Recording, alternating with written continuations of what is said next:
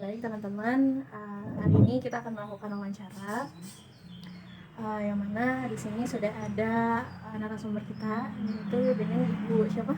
Ayu Prasetya. Dengan Ibu Ayu Prasetya. Ibu Ayu Prasetya ini merupakan seorang psikiater di Jati dengan di Rumah Sakit Parahyang. Ya, nah perkenalkan di sini kami dari Universitas Muhammadiyah Bandung, ada saya Nisa Fitriani dan juga dengan saya Sela Karisma Ibu. Saya Sabitri. Nah, di sini kami mahasiswa UIR Bandung sedang menjalankan tugas mata kuliah Al-Islam Kemuhammadiyahan yang bagaimana sih cara ibu ini untuk memahami diri ibu sendiri seperti itu, dan kenapa ibu ini lebih memilih menjadi seorang psikiater. Kenapa sih saya tertarik dulu sama psikiatri gitu ya?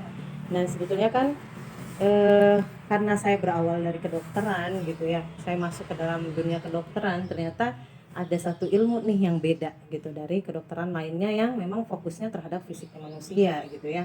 Ternyata ketika masuk ke bagian psikiatri nih gitu ya, atau psikologi, oh yang dilihat ini justru sesuatu yang nggak kasat mata.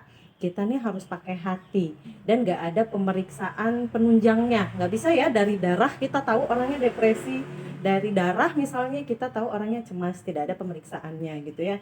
Jadi saya sangat tertarik gitu ya, berawal dari situ sebetulnya. Oh ada suatu struktur dari manusia nih yang jauh lebih kompleks ternyata dibandingkan fisiknya gitu ya, seperti itu ya. Nah yang kemudian membuat saya tertarik untuk mempelajari lebih dalam nih. Akhirnya setelah bekerja mungkin saya memutuskan untuk mengambil spesialisasi kejiwaan seperti itu ya, dan memang ternyata enjoy sekali gitu ya di dalamnya. Oh memahami manusia tuh gak mudah ternyata gitu ya. Dan lucunya ini ya tadi ya,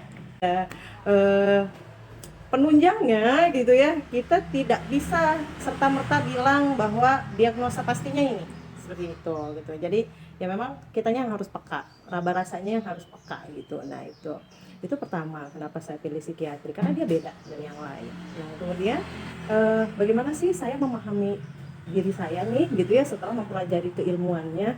Nah ini juga menarik ternyata ketika kita belajar, oh struktur manusia tuh seperti ini loh, jiwanya itu terdiri dari ini loh, secara otomatis kita mempelajari diri kita sendiri. Oh gimana sih ketika saya berespon terhadap masalah, selama ini saya adaptif nggak ya gitu ya. Oh memangnya yang betul tuh seperti apa ya. Jadi betul-betul ilmu psikologi ini sangat aplikatif gitu ya, tidak melulu hanya bisa diterapkan di rumah sakit pada pasien, tapi ternyata kita bisa melihat diri kita dulu sendiri nih sebagai cermin gitu ya, dan sebagai apa ya, treatment untuk diri sendiri. Sebelah mana ya yang bisa saya perbaiki, itu sih menariknya ya dari ilmu psikologi ini gitu ya sebetulnya. Bagaimana dukungan dari keluarga mengenai cita-cita ibu menjadi seorang psikiater? Kalau keluarga saya sebetulnya pada awalnya karena ibu dan ayah saya juga dari orang kesehatan gitu ya, mereka juga kurang lebih ya memahami gitu ya. Ayah saya sebetulnya awalnya tidak pro, karena namanya psikiater banyak berkaitan juga dengan orang-orang adiksi yang penyalahgunaan zat. Beliau khawatir saya mungkin nanti namanya dipakai oleh orang-orang yang kriminal, kemudian terlibat hukum seperti itu ya. Kalau ibu saya lebih ke arah biasa ya, kalau ibu-ibu lebih ke arah khawatir bahwa orang yang dihadapi nggak biasa nih, nanti anak saya kenapa-napa gitu ya, seperti itu ya. Tapi pada perjalanannya mungkin karena mereka melihat kecintaan saya pada psikiatri gitu ya, pada akhirnya juga beliau-beliau ini ya sudah gitu ya. Oke kalau kamu memang sukanya di situ ya silahkan gitu ya, dan bertanggung jawab atas pilihan sendiri. Kalau untuk suami sendiri sih rasanya beliau tidak pernah mengarahkan saya harus bagaimana gitu ya. Nah beliau sendiri ketika itu saya baru punya satu anak, saya sendiri malah yang goyang gitu ya, ini jadi nggak nih sekolah gitu ya. Nah kalau suami sih malah terpikirnya ya udah nggak apa-apa sekolah aja gitu ya. Beliau sih mendukung penuh gitu, saya mau kemana mau bagaimana selama itu mungkin dalam koridor yang baik, beliau support saja. Baik, itu kalau untuk pendidikan yang harus ditempuh sebagai psikiater itu bagaimana? Ya, kalau pendidikan untuk psikiater sendiri sebenarnya kan basicnya itu harus kedokteran dulu ya, gitu ya. Dimana kedokteran itu terdiri dari 4 tahun di universitas dengan 2 tahun di klinik gitu ya, di rumah sakit. Setelah itu kan memang ada ketentuan untuk internship dulu, pengabdian dulu di daerah.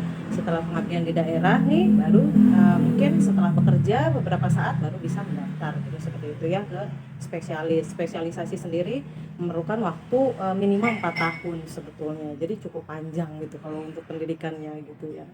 Apakah ada prestasi yang ibu peroleh dan prestasi itu baik misalnya penghargaan dari bupati seperti itu, dari gubernur, atau penghargaan dari kampus, dari rumah sakit? Kalau untuk itu sih karena kami itu ketika residensi memang dituntut untuk maju presentasi seperti itu ya.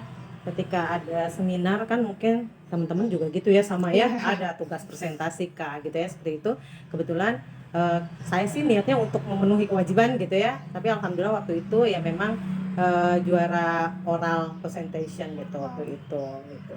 Gitu ya. Apakah ada kontribusinya nih yang memang langsung terhadap masyarakat, misalnya seperti ibu mengikuti organisasi apa yang mana berhubungan dengan masyarakat secara langsung? Sebetulnya memang psikiatri ini ya dia terkait ya, dia punya kolegium atau punya organisasi yang memang menaungi, namanya PDSKJI gitu ya, Kolegium Persatuan Kedokteran Kejiwaan di Bandung gitu ya, salah satunya cabangnya di Bandung. Dan memang kita rutin ya melakukan kegiatan ke masyarakat seperti itu. Apakah ada penyuluhan ketika ada bencana ya akan ada tanggap bencana seperti itu. Saya sendiri karena saya juga merupakan seorang dosen gitu ya, di mana tugas dosen salah satunya adalah tridharma gitu ya, sama seperti mahasiswa ya, ada tugas tridharmanya gitu untuk kemanusiaannya. Ya memang saya sudah terbiasa gitu untuk misalnya melakukan penyuluhan di anak-anak SMA misalnya seperti itu, atau melakukan penyuluhan di tempat-tempat yang dibutuhkan gitu. Apakah kita harus datang ke desa tersebut kah? Tergantung keperluan gitu, seperti itu. Relasi seperti apa sih Bu yang perlu yang Ibu kemarin temui ketika proses menjadi seorang psikiater? Baik, kalau relasi sebetulnya tidak ada hal khusus gitu ya, yang memang secara secara sadar dibuat gitu ya. Nah, namun ketika kita memang kan banyak tuntutan ya, ketika pendidikan ini mungkin banyak goal-goal yang harus dicapai. Nah, ketika mencapai goal ini kita kan pasti akan bertemu banyak orang gitu ya. Nah, dari situlah ketika kita melakukan hal itu sebaik mungkin, rasanya sih itu akan terjalin ya gitu ya, channel-channel itu dengan lebih baik gitu sebetulnya gitu ya. Jadi itu terbentuk secara alamiah saja gitu sebetulnya. Karena sebetulnya ketika kita berniat nih membawa keilmuan kita, ingin membantu mereka, menanyakan apa yang mereka butuhkan, insya Allah mereka juga akan welcome gitu, seperti itu. Jadi ya untuk membangun jaringan mungkin ya, nanti nih gimana nih setelahnya membangun jaringan, mungkin mumpung masih pendidikan nih, si tugas-tugas ini harusnya dijalin dengan penuh hati gitu ya, sepenuh hati. Nah ketika sepenuh hati biasanya relasi itu akan bertahan lama sebetulnya gitu. Kemudian Ibu untuk kepedulian sosial, Ibu pernah nggak jadi kayak dana hasil sebagai psikiater itu untuk donasi kepada orang-orang yang mungkin kayak lebih ke donasi kepada orang-orang yang membutuhkan bantuan di dalam kesehatan mental gitu kan, atau ke lembaga yang berkaitan dengan kesehatan mental? Baik, kalau misalnya secara langsung gitu ya, gajinya ini dipindahkan ke organisasi tertentu mungkin tidak gitu ya, tidak seperti itu.